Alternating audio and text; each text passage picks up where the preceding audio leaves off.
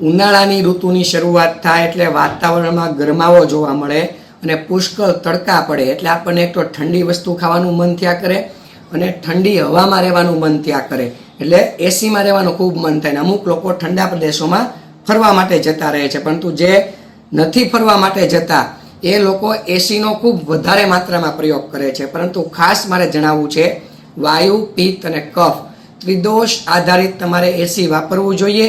નકર તો શું થશે કે એસી વધુ પડતું વાપરશો તો રોગોમાં આપણું શરીર કન્વર્ટ થઈ જશે. તો એના માટે આજે સરસ મજાની વાત કરવી છે.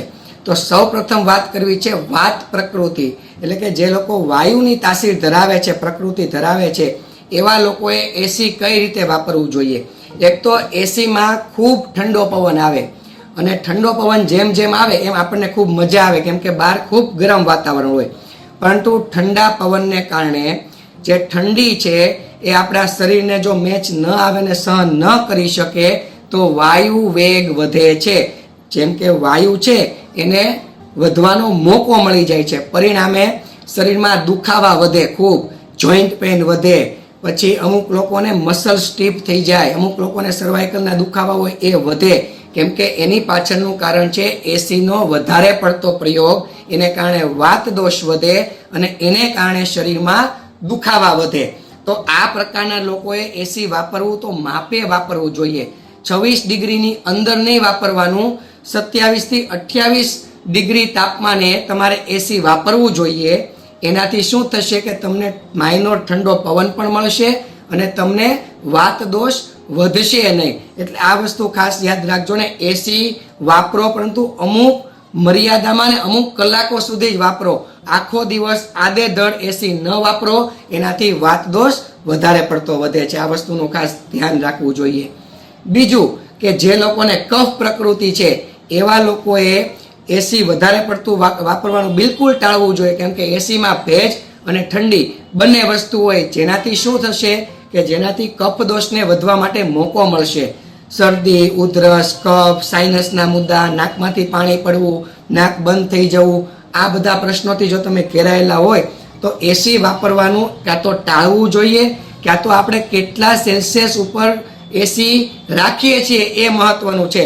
26ની અંદર એસી નહીં રાખવાનું, તે ખૂબ ઠંડો પવન આપે અને ઠંડા પવનને કારણે જે આપણા શરીરની ભીતર રહેલો કફ છે તે વધે છે.